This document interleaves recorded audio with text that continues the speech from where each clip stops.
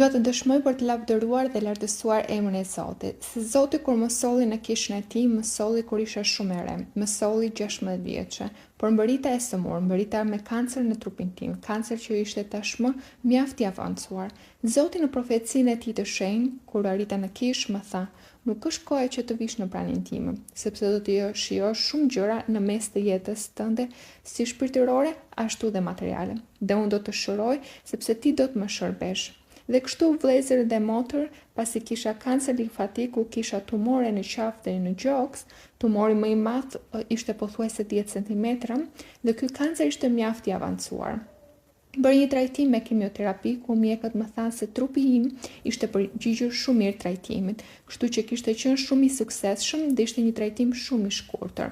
Dhe mjekët më thanë gjithashtu që kanceri mund të kthehet pas 5 vitesh dhe mund të kthehet edhe pas 10 vitesh. Dhe kështu Zoti në mes të premtimit të tij e përmbushi premtimin. Ai më shëroi dhe un kam plotësisht për 15 vite që jam e shëndetshme tani, pas një mbetje të kancerit, pasi ato tumore lanë vetëm shenje.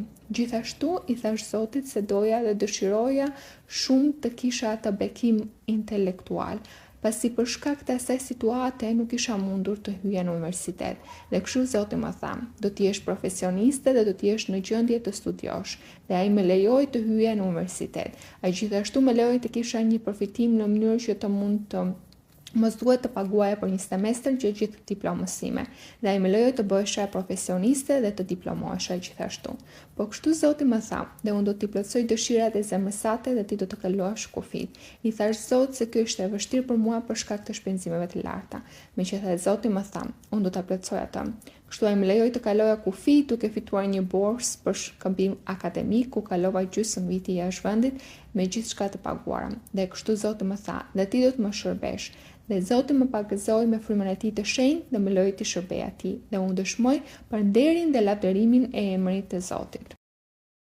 Mirëmbrëma vëllezër e motra, ju përcjell përshëndetjet e kishës në Tenerife, Ishut Kanaria.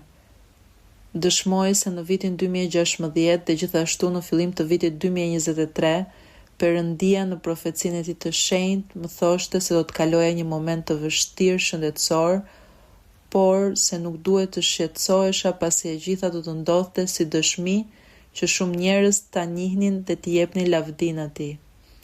Gjithashtu, Perëndia më lejoi të shija një ëndër me motrën Maria Luisa vitin e kaluar, ku ajo i binte telefonit e më thoshte të filloja të përgatisja dokumentat për të aplikuar për një shkëmbim akademik e të mos shqetësohesha pasi në vendin ku do shkoja do e flisja në mënyrë perfekte gjuhën.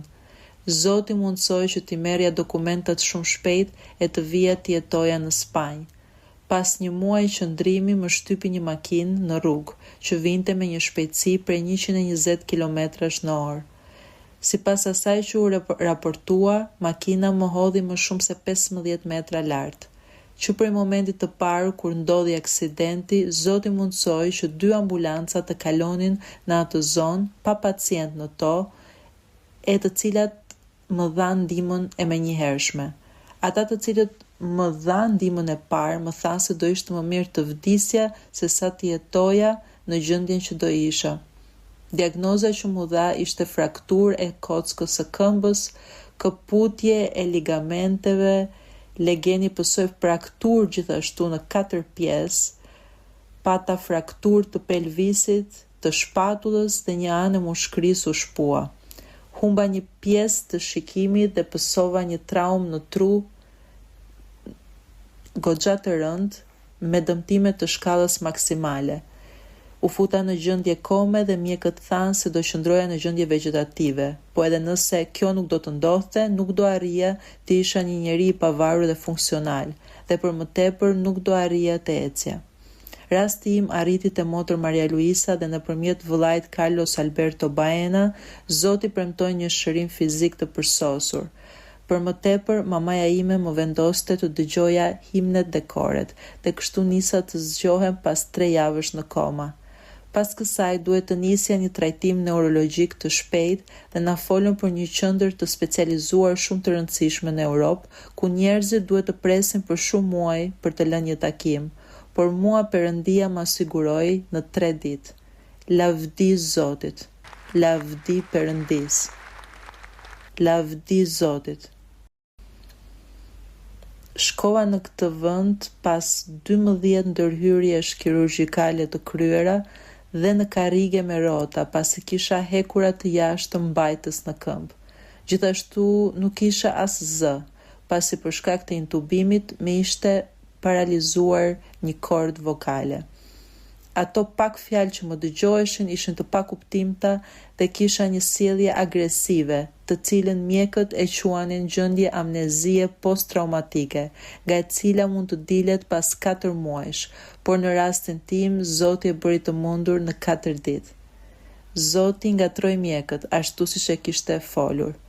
Pas kësaj, rikuperimi im nisi të ishte më i dukshëm. Ditë pas dite kishte përparim. Pati gjithashtu komplikacione, por Zoti pas çdo lutjeje që i bëhej, zgjidhte gjithçka. Preku zemrat e shumë njerëzve dhe nuk më munguan ata që ofruan ndihmë. Njerëz të cilët nuk ishin nga kisha, por i japin lavdin Zotit dhe pranojnë se kjo është një mrekulli e Zotit të gjallë dhe të plotfuqishëm. Rifitova sërish zërin tim për t'i kënduar Perëndis dhe aftësinë time motorike për t'i rënë tamburinit. Dhe gjatë studimeve biblike, Motër Maria Luisa lutej për njerëzit që ishin në karrige me rota, dhe kështu më operuan dhe sot gjendem në këmbë në kishën e tij. Lavdi Perëndis ton, i bekuar qoftë Perëndia ynë.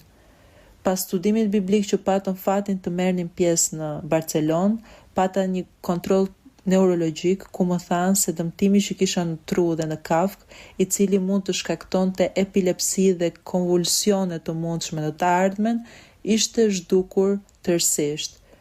Vazhdoj të jem në terapi dhe në rikuperim dhe sipër, por e di se shumë shpejt Perëndia do të përfundoj veprën e shërimit të trupit tim në mënyrë të plotë, dhe të gjithë këtë e dëshmoj për t'i dhënë nderin dhe lavdin Atit tim qiellor.